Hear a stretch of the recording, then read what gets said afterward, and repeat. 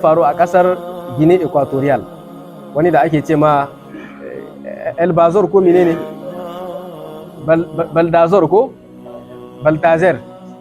an gane da kyau ko yanzu hama wani karin magana na musamman ake abu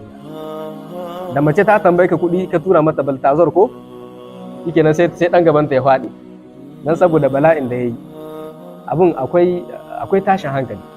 wallahi. Da na karanta wannan labarin sai na ce duk wanda Allah ya shi ba da tsananin sha'awa bai gode ma Allah madaukakin sarki, an gane da kyau ko dan Allah ya jarabce ka da tsananin sha'awa ba karamin jarabawa bace, ba karamin masifa bace, ba karamin bala'i bane a duniya da lahira. Shi wannan minista ne daga cikin ministorin kasar, yanzu sai aka samu wata badakala ta cin hanci, wasu kuɗi miliyarodi suka ɓace. Yanzu ana tugumarsa a cikin bincike da ake yi, sai aka ɗauko kwamfutarsa ana bincike da a sanya aka yi kuɗin suka ɓace. A wajen binciken ne sai aka binciko aka bankaɗo wasu bidiyo ka kusan katsan bidiyo guda 400 na mata yanda yake lalata da su, ba wai na mace guda ba, kowace bidiyo ta ɗauki bidiyon wata mace ce ta daban da ya lalata da ita. Bidiyo 400 na matan da yake lalata da su, kuma matan mafi yawancinsu ma'aikata irin wanda ke neman aiki, kamin su samu aikin sai an yi wani abu kaza da ke sannan a baki aiki. Kuma matayen daga cikinsu da yawa akwai daga cikinsu matan aure ne, kai daga cikinsu ma an ce akwai ɗiyar shugaban ƙasan, an gane ko daga cikinsu wanda suka binciko bidiyon, masu yi masa bincike, masu masa shari'a, daga cikinsu akwai wanda suka ga bidiyo kan matansu a cikin wannan wurin,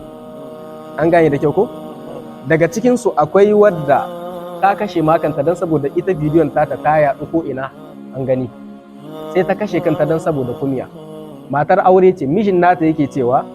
dama ma'aikace shi ce, duk in ta dawo daga wurin aiki in ya neme ta sai ta ce mishi ta gaji, an gane da kyau ko haka take, ashe ta ƙare ke aikinta da Baltazor, an gane da kyau ko wannan shi ke nuna bala'in aure a me yake da suna bala'in aikin mata a biro, an gane da kyau ko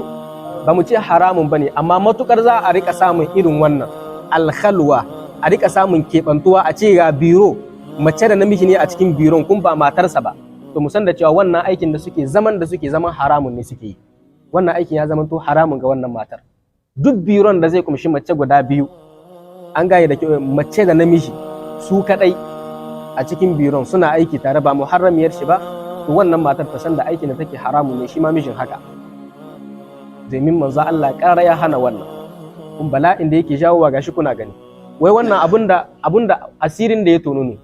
to ina ga sauran asiran da ba su tono ba. Allah ya kare mu na sha'awar mu.